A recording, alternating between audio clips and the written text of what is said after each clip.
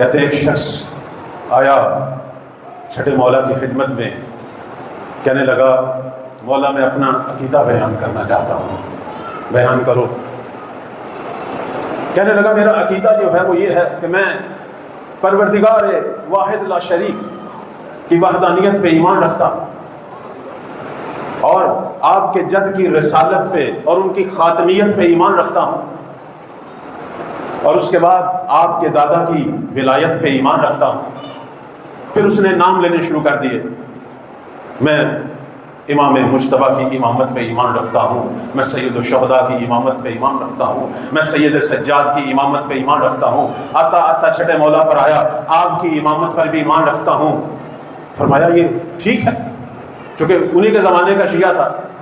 کہنے لگا لیکن ایک بات ہے، شاید آپ کو پسند نہ آئے، شاید میرا عقیدہ درست ہو یا نہ ہو، ایک بات ہے۔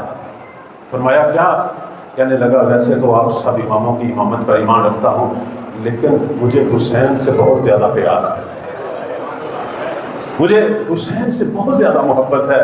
کہیں یہ بات خلاف عقیدہ تو نہیں ہونی، تو زمانے کے امام سے محبت زیادہ ہونی چاہیے، لیکن میں کیا کروں، میرا دل ہمیشہ محبت حسین سے بھرا رہتا ہے، آپ سب سے زیادہ میں حسین سے محبت کرتا ہوں۔ تو سید صادق کی آنکھوں سے آنسو جاری ہو گئے، کہنے لگے پھر تو ہم جیسا ہے، ہم اہل بیت کی بھی یہی عادت ہے، ہم اہل بیت کی بھی یہی حالت ہے، ہم بھی سب سے زیادہ حسین سے محبت کرتے ہیں۔